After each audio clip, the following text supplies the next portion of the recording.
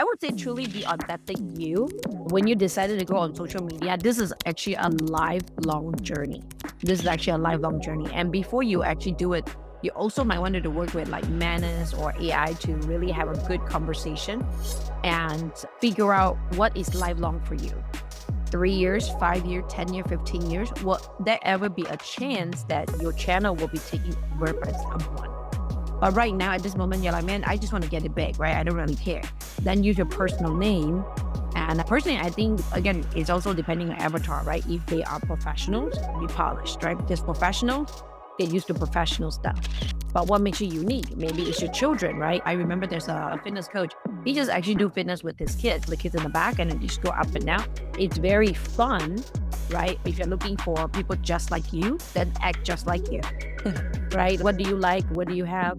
And the question really is, how can you be true to yourself so they can build that trust? They know that in front and behind, you're exactly the same. A lot of people told me that. I go to a coach and I observe them and honestly, are they the same before and after? If they're not, then I'm not going to work with them.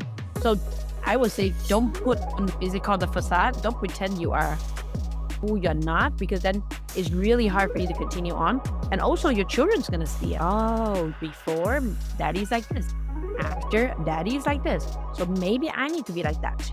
So you wanted to figure out, okay, is this going to be a lifelong journey? How would I look like if it's in lifelong, right? I don't know. Are you guys familiar with Uncle Roger? Yeah.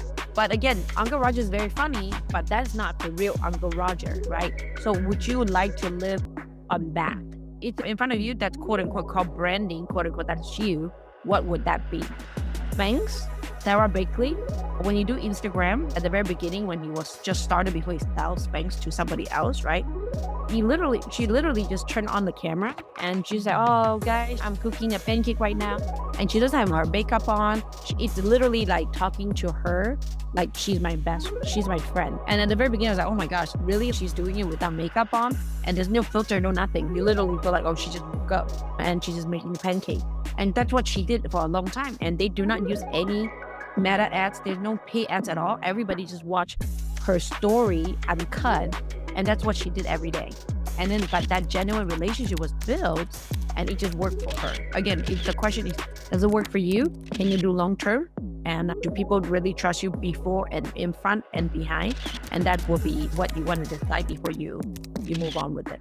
And like you said, you can feel free to test it out. Maybe you want to use some, what is that called? Artifact, right? Gadgets. You can do that too. A lot of people actually use gadgets. And statistically speaking, if you use gadget, go to Amazon, buy, I don't know, potato head or dinosaur clothes, right? Things like that will also help with it. One thing that Blippi did really well onto is Blippi. If you guys have kids, Blippi is pretty popular. I don't know what about now.